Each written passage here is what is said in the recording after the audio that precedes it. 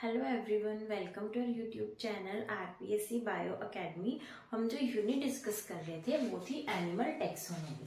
और animal taxonomy के अंदर हमारा जो टॉपिक चल रहा था वो था सुपर क्लास स्पाइसेस।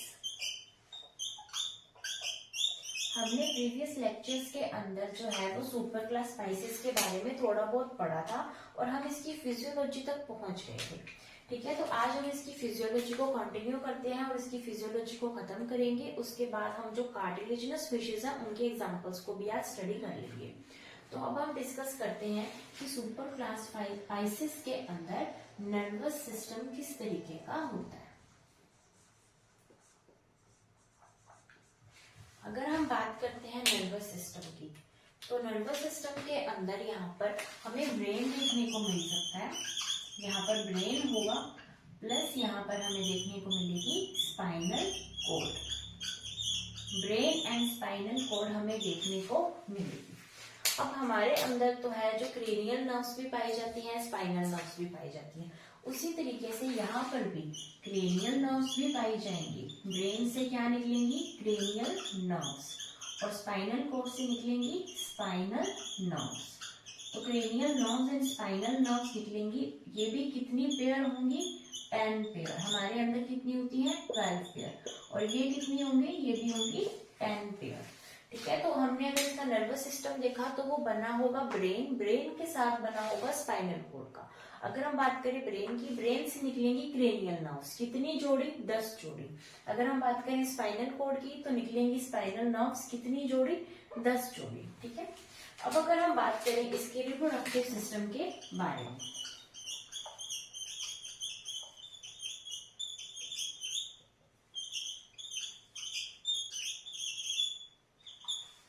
अगर हम इन एनिमल्स की बात करें तो ये एनिमल्स होते हैं यूनिसेक्सुअल, यानी मेल एंड फीमेल ऑर्गन जो है वो अलग अलग बॉडी में पाए जाएंगे।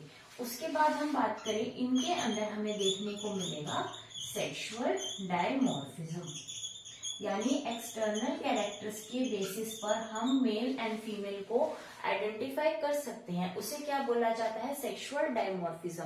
यानी एक्सटर्नल कैरेक्टर्स के आधार पर, मॉर्फोलॉजिकल कैरेक्टर्स के आधार पर हम ये बता सकते हैं कि ये एनिमल मेल है और ये एनिमल फीमेल है। उसे क्या बोला जाता है? Sexual dimorphism. और ये एनिमल्स कैसे होंगे? यूनिसेक्सुअल होंगे।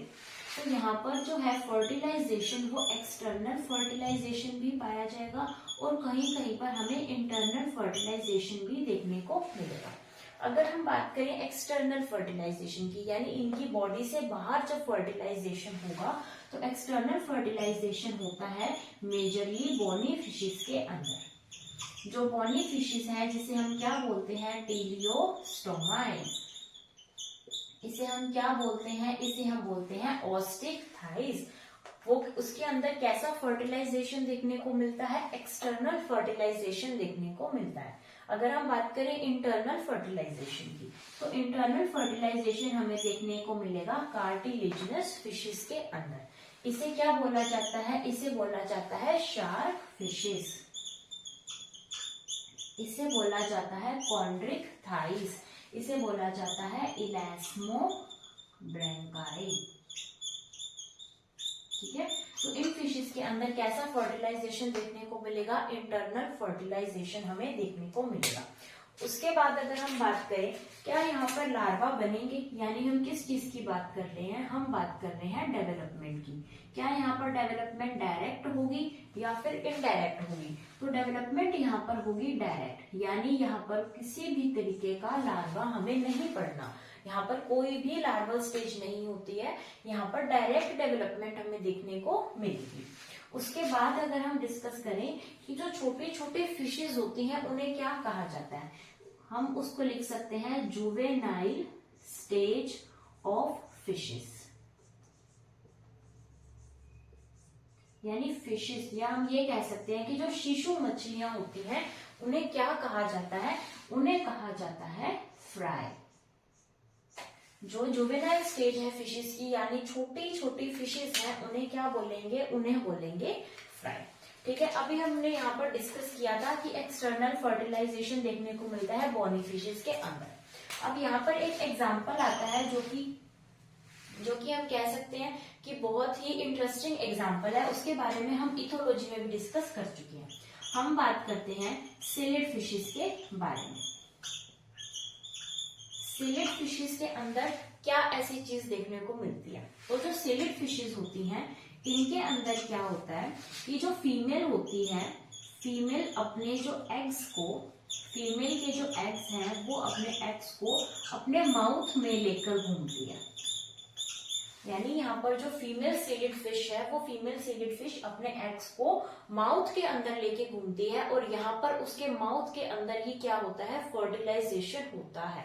तो ये जो क्वेश्चन है ये आ चुका है, और ये क्वेश्चन असिस्टेंट प्रोफेसर के अंदर आ चुका है कि कौन सी फिशेस के अंदर माउथ के अंदर फर्टिलाइजेशन हमें देखने को मिलता है। तो वो फिशेस है सिलिड फिशेस, जिसके अंदर फर्टिलाइजेशन माउथ के अंदर होता है, क्योंकि वो एग्स कहाँ पर लेकर घूम रही है, अपने माउथ के अंदर लेकर घूम रही है। तो आज हमने देखा इसका नर्वस सिस्टम। नर्वस सिस्टम के अंदर हमने देखा इसका नर्वस सिस्टम बना होता है ब्रेन का और स्पाइनल कॉर्ड का। अगर हम बात करें ब्रेन की, तो ब्रेन से निकलेंगी क्रेनियल नर्व्स और स्पाइनल कॉर्ड से निकलेंगी स्पाइनल नर्व्स। दोनों 10 पेयर्स प्रेजेंट होती हैं। उसके बाद हमने देखा रिप्रोडक्टिव सिस्टम। ये कैसे होते हैं, यूनिसेक्सुअल होते हैं। यहाँ पर सेक्सुअल डायमॉर्फिज्म पाया जाता है। फर्टिलाइजेशन एक्सटर्नल भी हो सकती है, जैसे कि बॉनी फिशेज में, इंटरनल भी हो सकती है जैसे कि कार्टिलेजिनस फिशेस में। डेवलपमेंट होगा डायरेक्ट, यानी कोई भी लार्वा नहीं बनेगा। जुवेनाइल स्टेज ऑफ फिशेस, यानी जो शिशु मछलियां हैं उन्हें क्या बोला जाता है, उन्हें बोला जाता है फ्राई। उसके बाद यहाँ पर एक एग्जांपल आता है सिलिड फिशेस का। सिलिड फिशेस के अंदर फर्टिलाइजेशन कहाँ होती है, माउथ के अंदर होती है।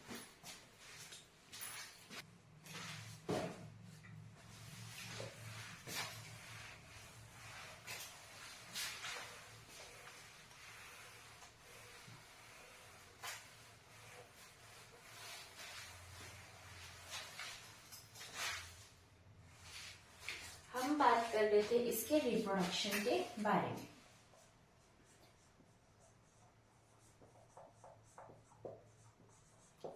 इसके रिप्रोडक्शन के अंदर क्या होता है कि कुछ फिशेस ऐसी होती हैं जो कि ओविपेरस होती हैं, यानी उनके अंदर क्या होते हैं, उनके अंदर एग्स रिलीज होते हैं और एग्स की हैचिंग होकर न्यू बेबीज निकलते हैं।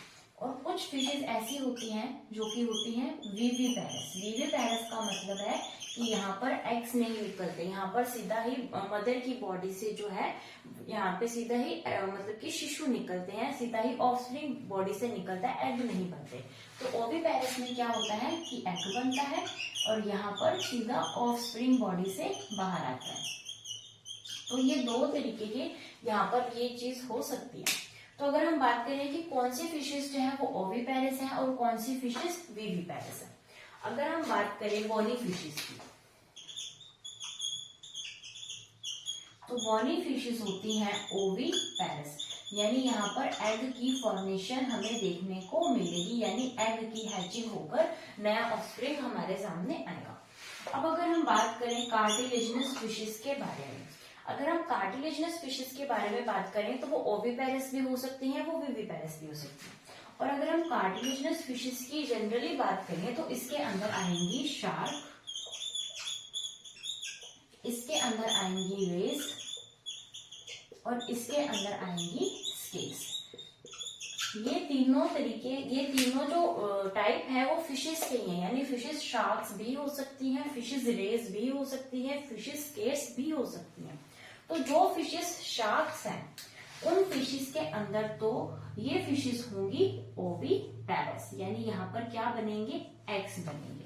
अगर हम बात करें रेस की तो ये होंगी विविपेरस। अगर हम बात करें स्केट्स की तो ये भी होंगी ओविपेरस। ठीक है, अब हम ये तो समझ लेंगे कि शार्क्स ओविपेरस है, रेस विविपेरस है, स्केट्स ओविपेरस है। लेकिन अगर हमें कोई जनरल डिफरेंस करने को बताए तो हम नहीं बता सकते भी रेस स्केट्स क्या होती है। शार्क हमारे माइंड में फिर भी एक इमेज होती है, लेकिन रेस और स्केट्स की इमेज हमारे माइंड में नहीं होती। तो इसको थोड़ा सा अगर हम इमेजिन करें तो शार्क तो हमारे अंदर रहती है कि शार्क का जो माउथ होता है वो इस तरीके से वेंट्रल होगा, इसकी जो टेल होगी वो इस तरीके से हिप्रोसेफल टाइप की होगी। तो शार्क्स को तो हम इमेजिन कर सकते हैं। तो अगर हम रेज और स्केट्स की बात करें तो रेज और स्केट्स इन दोनों की बॉडी कैसी होगी, ये दोनों होगी फ्लैट बॉडी, इन दोनों की बॉडी होगी फ्लैट, यानी बिल्कुल चपटी हुई ये फिशेज होंगी, ऐसे चपटी। और ये जो शार्क्स होती हैं इनकी बॉडी तो बिल्कुल स्ट्रीमलाइन होती है। अगर हम देखें भी तो अगर ये शार्क बनाए तो हम इनकी बॉडी इस तरीके से पूरी स्ट्रीमलाइन ऊपर से बिल्कुल ऐसे बनी होगी, लेकिन रेज और स्केट्स की जो बॉडी है ना वो इस तरीके से ऐसे फैली हुई सी होती है, ठीक है। इस तरीके की इनकी स्ट्रक्चर ऐसे फ्लैट बॉडी होती है, किसकी, रेज की भी और स्केट्स की भी। तो फिर इनके अंदर डिफरेंस कहाँ आता है, तो इसकी बॉडी भी अगर हम कहें ना तो इसकी बॉडी भी ऐसे फ्लैट होती है, तो यहाँ पर इनकी क्या होगी, आईज प्रेजेंट होंगी, ठीक है। तो इन दोनों में डिफरेंस यहाँ आता है कि इनकी टेल के अंदर फर्क होता है। अगर हम मेजरली डिस्कस करें तो जो रे होती है ना इसकी जो टेल होती है वो बिल्कुल इस तरीके से ऐसे बिल्कुल ही थिन, ऐसे एक टेल होती है बिल्कुल थिन, एक धागे की जैसी, एक रे के जैसी, इसलिए इनको क्या बोला, रेस, बिल्कुल एक थिन टेल होती है। लेकिन अगर हम स्केट्स की बात करें ना तो इनकी जो टेल होती है वो इससे थोड़ी सी थिक हमें देखने को मिलेंगी, और थिक होने के साथ साथ इसकी जो टेल है इसके ऊपर हमें इस तरीके से थॉर्न्स देखने को मिलेंगे। क्या है ये, थॉर्न्स, हमें इसकी टेल पर थॉर्न्स देखने को मिलेंगे। तो ये एक बेसिक डिफरेंस है किसके अंदर, रेज और स्केट्स के अंदर। यानी अगर हमें इमेजिन करना हो कि रेज एंड स्केट्स क्या होते हैं तो हम ये चीज डिस्कस कर सकते हैं कि शार्क हम इमेजिन कर लेंगे, लेकिन रेज क्या है कि मैं अगर ऊपर इसका डायग्राम बनाऊं तो इस तरीके से एक चपटी सी फिश है, ठीक है, उसके अंदर एक इस तरीके की ये इसकी टेल है ना, ये इसकी टेल है, यहाँ पर इसकी जो है आइज प्रेजेंट होगी। तो इस तरीके की जो फिश होती है जिसके अंदर एक बिल्कुल पतली सी टेल प्रेजेंट होती है उसे बोला जाता है रे। और अगर हम स्केट की बात करें तो वो जनरली इसके अंदर इससे छोटे साइज की होगी, यानी कि अगर स्केट है तो वो होगी बड़ी, सॉरी छोटी, और अगर रे है तो वो होगी बड़ी। तो इसे जनरली छोटे साइज की होगी और इसकी जो टेल है वो इससे थोड़ी सी यहाँ पर हमें थिक दिखाई देगी, और इस थिक टेल के साथ यहाँ पर हमें दिखाई देंगे थॉर्न्स, ठीक है। तो ये कैसी होगी, ये होगी ओविपेरस और रे होगी विविपेरस, ठीक है। और हमने शार्क्स की बात की और ये शार्क्स होंगी ओविपेरस, लेकिन यहाँ पर भी एक हमें एक्सेप्शन देखने को मिल जाता है, और एक्सेप्शन से ही ज्यादातर क्वेश्चन बन जाते हैं। तो एक्सेप्शन क्या है, एक्सेप्शन है स्कॉलियोडॉन, जिसे हम क्या कहते हैं, जिसे हम कहते हैं डॉग फिश। और जो स्कॉलियोडॉन या फिर डॉग फिश है ये कैसी है, ये है विविपेरस, ये शार्क है। शार्क होते हुए कैसी है, ये शार्क होते हुए विविपेरस है, क्योंकि सारी शार्क्स कैसी हैं, ओविपेरस। रेस कैसी हैं, विविपेरस। स्केट्स कैसी हैं, ओविपेरस, ठीक है। उसके बाद यहाँ पर एक चीज आती है मरमेड पर्स।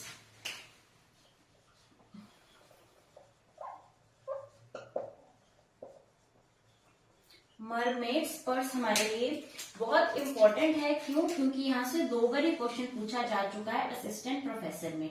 2020 में भी ये क्वेश्चन आया था और 2016 में भी ये क्वेश्चन आया था, तो हो सकता है इस बार फर्स्ट पेड में आ जाए। यहाँ पर क्या मतलब है मरमेड पर्स का। मरमेड पर्स का ये मतलब है कि जो फिशेस ओविपेरस है, जैसे कि हम बात कर सकते हैं शार्क्स की और स्केट्स की, ठीक है। शार्क्स कह सकते हैं हम, स्केट्स कह सकते हैं हम, और हम लेके यहाँ पे चलेंगे काइमेरा।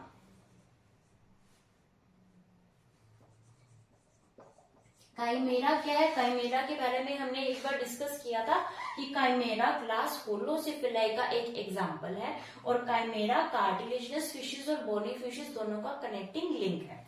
तो शार्क्स में, स्केट्स में और काइमेरा, इनके जो एग्स हैं, इनके एग्स के ऊपर एक कवरिंग पाई जाती है, इनके एग्स के ऊपर एक कवरिंग पाई जाती है, और इस प्रॉपर स्ट्रक्चर को ही मरमेड पर्स कहा जाता है। जैसे कि ये कवरिंग है और इस कवरिंग के अंदर पड़े हैं इनके एग्स। तो इनके एग्स के ऊपर जो कवरिंग पाई जाती है, तो इस पूरी स्ट्रक्चर को बोला जाता है मरमेड पर्स, यानी एक पर्स के तरीके से। मरमेड का पर्स है जिसके अंदर यहाँ पर बहुत सारे एग्स प्रेजेंट है, ठीक है। अब यहाँ से जो क्वेश्चन आया है वो क्वेश्चन कभी ये नहीं पूछा गया कि मरमेड पर्स क्या होता है, यहाँ पर इससे पूछे गए हैं इसके एग्जाम्पल्स। तो अगर एग्जाम्पल के अंदर सीधा यही नाम आ जाए तो हमारा काम इजी हो जाएगा, लेकिन यहाँ पर इससे भी नहीं, इससे भी डीप जो है क्वेश्चन एग्जाम्पल्स दिए गए थे। एक एग्जाम्पल आया था साइलियम और एक आया था साइलोरहिनस, ठीक है। तो इन्हीं दोनों नाम से दो बार क्वेश्चन आया, एक बार असिस्टेंट प्रोफेसर 2020 में और एक बार 2016 के अंदर मरमेड पर्स के एग्जाम्पल से क्वेश्चन आया, ठीक है।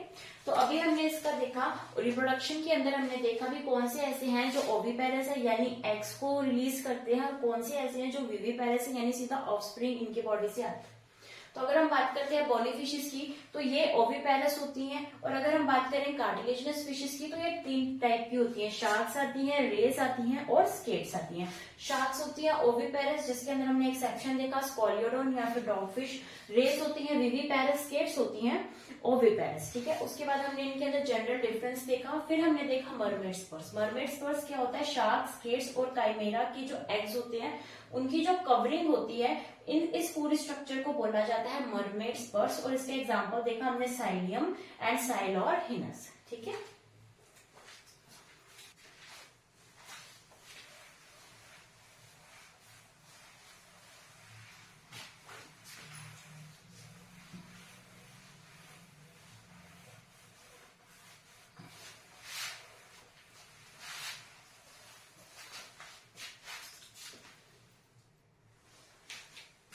अभी हम इसके अंदर एक इम्पॉर्टेंट टॉपिक को देख लेते हैं, फिश माइग्रेशन, यानी फिश जो है वो अपनी जगह से किसी और जगह पर जाती है, इसे बोला जाता है माइग्रेशन। तो फिश का जो माइग्रेशन है वो दो चीजों की वजह से होता है, या तो वो ब्रीडिंग करने के लिए जाती हैं या फिर वो फीडिंग करने के लिए जाती है। यानी कि या तो उनको जब फीडिंग करनी होती है, जब खाना खाना होता है वो तब जाएंगी, या फिर जब उन्हें ब्रीड करना होता है, अपनी जनरेशन को बढ़ाना होता है, तब वो माइग्रेशन करेंगी। अगर हम फिश के माइग्रेशन की बात करें तो यहाँ पर हमें बहुत तरीके के माइग्रेशन देखने को मिल जाएंगे, लेकिन हम डिस्कस वही करेंगे जो हमारे लिए इम्पोर्टेंट है, क्योंकि अभी तक ग्रेड 1 में यहाँ से कोई क्वेश्चन पूछा नहीं गया है, ठीक है। तो यहाँ पर अगर हम मेन बात करें तो मेनली जो है ये 2 तरीके के होते हैं। सबसे पहला माइग्रेशन होगा कैटाड्रोमस टाइप का, पहला माइग्रेशन है कैटाड्रोमस, सेकेंड माइग्रेशन है anadromous. Catadromous fish migration and anadromous fish migration. अगर हम बात करें कैटाड्रोमस की, कैटाड्रोमस के अंदर क्या होता है कि फिशेस जो हैं वो फ्रेश वाटर के अंदर प्रेजेंट है। अब ये फिशेस फ्रेश वाटर को छोड़ के जाएगी मैराइन वाटर के अंदर। मैराइन वाटर का मतलब होता है समुद्र, और समुद्र को छोड़ के जितनी भी जगह आती है वो सारी की सारी फ्रेश वाटर के अंदर आती है, ठीक है। तो ये फ्रेश वाटर को छोड़कर मैराइन वाटर के अंदर जब फिशेस जाएंगी तो इसे बोला जाएगा कैटाड्रोमस फिश माइग्रेशन। और उसके ही बिल्कुल उल्टा है एनाड्रोमस, जब मैराइन वाटर से फिशेस जाती हैं फ्रेश वाटर के अंदर, तो इसे बोला जाता है एनाड्रोमस फिश माइग्रेशन, ठीक है।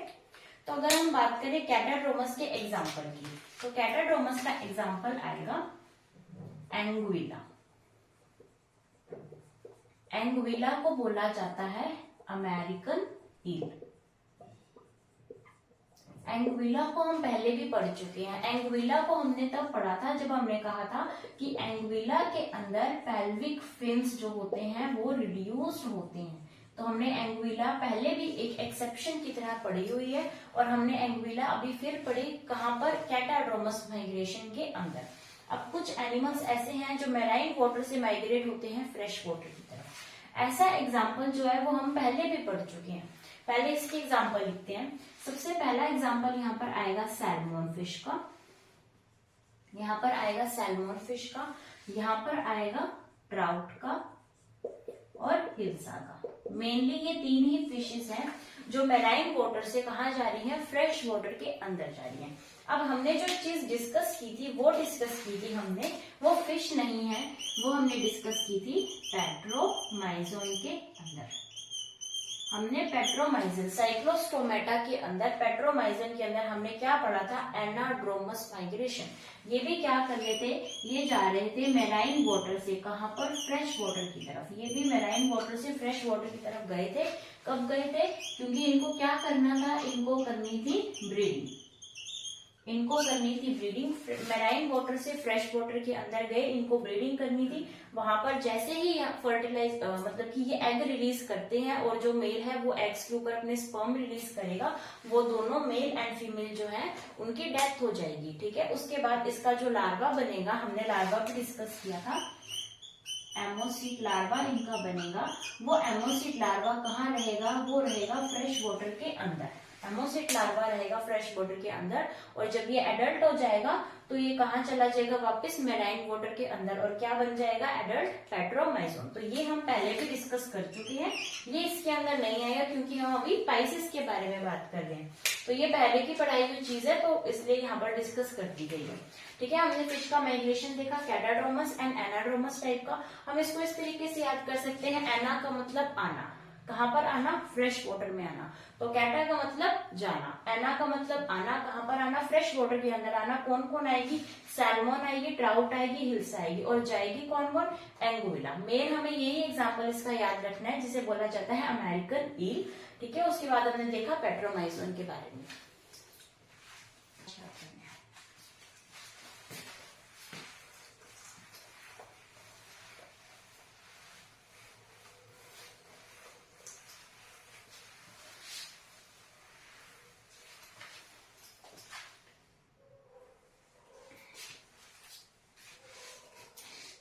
अभी हम डिस्कस करेंगे एग्जाम्पल्स ऑफ कार्टिलेज फिश। हम कल के लेक्चर में बोनी फिश के एग्जाम्पल पढ़ेंगे, और आज के लेक्चर में पढ़ेंगे कार्टिलेजिनस फिशेस के एग्जाम्पल। इसके अंदर सबसे पहले सबसे इंपॉर्टेंट एग्जाम्पल आता है प्रिस्टिस का।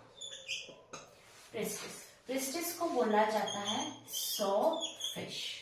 सॉ फिश का मतलब है आरा मछली, इसे बोला जाता है आरा मछली। इसे आरा मछली क्यों बोला जाता है, कि जब हम इसकी बॉडी को देखें, अगर ये इसका माउथ है तो इसके माउथ के अंदर इसका जो स्नाउट है वो कुछ इस तरीके से बना होता है, यानी इसका माउथ जो पार्ट है वो आरे के जैसे लगता है, इसलिए इसे क्या बोला जाता है, आरा मछली या फिर सॉ फिश। फिर हम देखेंगे टॉरपीडो। टॉरपीडो को बोला जाता है इलेक्ट्रिक रे। इलेक्ट्रिक रे इसलिए बोला जाता है क्योंकि इसकी मसल्स के अंदर ऐसी वेरिएशंस होती हैं जिसकी वजह से ये जो फिश है ये करंट मारती है, जिसकी वजह से इसे क्या बोला जाता है, इलेक्ट्रिक रे बोला जाता है। फिर हम बात करते हैं ट्राइगोन की। ट्राइगोन को बोला जाता है स्टिंग रे। फिर यहाँ पर एग्जाम्पल आ जाएगा राइनोबेटस का। राइनोबेटस को बोला जाता है गिटार फिश। राइनोबेटस को गिटार फिश बोला जाता है, क्यों बोला जाता है, क्योंकि जब हम इसकी स्ट्रक्चर को देखेंगे, अगर आप गूगल पे करके देखो तो जब इसको पूरा ऊपर से देखा जाएगा तो ऐसे लगेगा जैसे कोई गिटार पड़ा है, इसलिए राइनोबेटस को क्या बोला जाता है, गिटार फिश बोला जाता है। उसके बाद आएगी स्फिर्ना या फिर जिग्ना।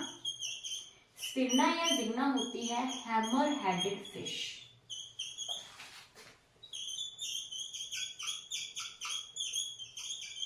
इसे बोला जाता है हैमर हेडेड फिश, यानी इस फिश का जो माउथ होगा, इस फिश का जो माउथ होगा वो इस तरीके से होगा, ऐसे लगा होगा जैसे इसके फिश के जो माउथ है उस ऐसे हथौड़ा बना हुआ है इस तरीके से। जैसे अगर ऐसी कोई फिश है तो उसका माउथ जो होगा वो इस तरीके से होगा, ऐसे ऊपर की तरफ नहीं, ऐसे चपटा, इस तरीके से उसका जो माउथ होता है हैमर हेडेड, जैसे कि कोई हथौड़े जैसा मुंह उसका होता है, हैमर हेडेड फिश। इसे क्या बोला जाता है, स्फिर्ना या फिर जिग्ना। अब यहाँ से जो क्वेश्चन आया हुआ है वो आया हुआ है इस प्रिस्टिस से। ये क्वेश्चन असिस्टेंट प्रोफेसर 2016 के अंदर आया हुआ है कि सॉ फिश किसे कहा जाता है, सॉ फिश का ऑर्डर क्या है, तो ये क्या है, प्रिस्टिस, और इसका ऑर्डर भी इसके नाम से ही है, प्रिस्टिस के नाम से ही।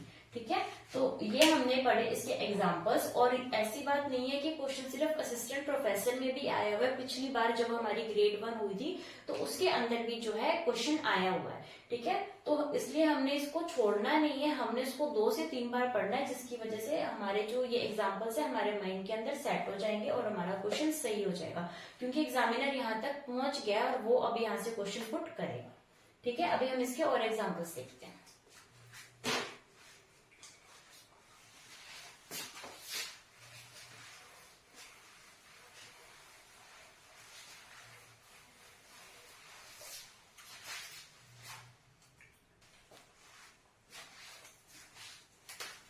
अब यहाँ पर हम पढ़ेंगे 3 डॉन, कार्कोडोन, स्कोलियोडोन एंड राइनोडोन। कार्कोडोन, स्कोलियोडोन एंड राइनोडोन। अब हम पढ़ रहे हैं यहाँ पे इसके 3 डॉन। अगर हम बात करें कार्कोडोन की तो इसे बोला जाता है ग्रेट व्हाइट शार्क, यानी सफेद रंग की बहुत बड़ी शार्क, क्या है, कार्कोडोन। अगर हम बात करें स्कोलियोडोन की, इसे बोला जाता है डॉग फिश। इसे डॉग फिश इसलिए बोला जाता है क्योंकि स्कोलियोडोन के अंदर जो है ऑल्फैक्टरी ऑर्गन्स वेल डेवलप्ड होते हैं, जैसे कि डॉग के अंदर होते हैं, यानी इनकी जो घ्राण की क्षमता है वो ज्यादा होगी, सूंघने की शक्ति इनके अंदर ज्यादा होती है, जिसकी वजह से इसे क्या बोला जाता है, डॉग फिश। अगर हम बात करें राइनोडोन की, राइनोडोन को बोला जाता है लार्जेस्ट शार्क फिश, या बोलेंगे लार्जेस्ट ट्रू फिश। ये किसे बोला जाता है, राइनोडोन को बोला जाता है। और यहाँ पर एक वर्ड आता है शैग्रीन। शैग्रीन वर्ड से जो है क्वेश्चन आ चुका है असिस्टेंट प्रोफेसर 2016 के अंदर। शैग्रीन, शैग्रीन का मतलब होता है शार्क की स्किन, यानी फिशेस की या शार्क की स्किन को अगर हम बात करें तो उसे बोला जाता है शैग्रीन। तो यहाँ से जो है क्वेश्चन आ चुका है शैग्रीन के नाम से। उसके अलावा क्वेश्चन यहाँ से भी आ चुका है, ये असिस्टेंट प्रोफेसर 2016 में यहाँ पर क्वेश्चन आया था कि लार्जेस्ट शार्क फिश कौन सी है, तो वो है राइनोडोन। उसके बाद यहाँ पर एक और फिश आती है स्टेगोस्टोमा। स्टेगोस्टोमा को बोला जाता है ज़ेब्रा या फिर टाइगर फिश। ज़ेब्रा या फिर टाइगर फिश बोला जाता है स्टेगोस्टोमा को। इसे ऐसा क्यों बोला जाता है, क्योंकि अगर हम इस फिश को देखें तो इस फिश के अंदर, कुछ फिशेस के अंदर इस तरीके की धारियां ब्लैक एंड व्हाइट जैसे कि ज़ेब्रा के अंदर होती है वैसी धारियां देखने को मिलेगी, और कुछ फिशेस के अंदर क्या देखने को मिलेगी, इस तरीके की धारियां भी देखने को हमें मिल सकती है। कुछ फिशेस के अंदर क्या है, स्टेगोस्टोमा की बात हो रही है, कुछ स्टेगोस्टोमा के अंदर हमें इस तरीके के यहाँ पर स्पॉट्स दिखाई देंगे, जैसे कि एक टाइगर के अंदर होते हैं, बिल्कुल वैसे ही ऐसा पैटर्न हमें दिखाई देगा। या हो सकता है इसके अलावा कोई और भी पैटर्न हो, लेकिन मोस्टली हमें यही पैटर्न देखने को मिलते हैं। तो इस तरीके की ज़ेब्रा के जैसी इसके अंदर धारियां होने की वजह से इसे बोला जाता है ज़ेब्रा फिश, और यहाँ पर इस तरीके के पैटर्न बनने की वजह से इसे बोला जाता है टाइगर फिश। और ये कौन सी है, स्टेगोस्टोमा। तो इसी तरीके से हमने इसके एग्जांपल्स को देखा। 3 हमने डॉन पढ़े, कार्कोडोन, स्कोलियोडोन एंड राइनोडोन। कार्कोडोन है ग्रेट व्हाइट शार्क, स्कोलियोडोन है डॉग फिश, और राइनोडोन है लार्जेस्ट शार्क फिश या फिर लार्जेस्ट ट्रू फिश। उसके बाद हमने देखा स्टेगोस्टोमा, जिसे बोला जाता है ज़ेब्रा या फिर टाइगर फिश। तो आज का लेक्चर हम यही खत्म करते हैं। नेक्स्ट लेक्चर के अंदर हम बोनी फिशेस की एग्जांपल देखेंगे, और हमारी जो दोनों क्लासेस रह चुकी हैं हम उन दोनों क्लासेस को भी फिनिश करेंगे। आप यूं ही इस वीडियो को देखते रहिए, इसको लाइक कीजिए, इसे शेयर कीजिए और हमारे चैनल को सब्सक्राइब कीजिए। Thank you.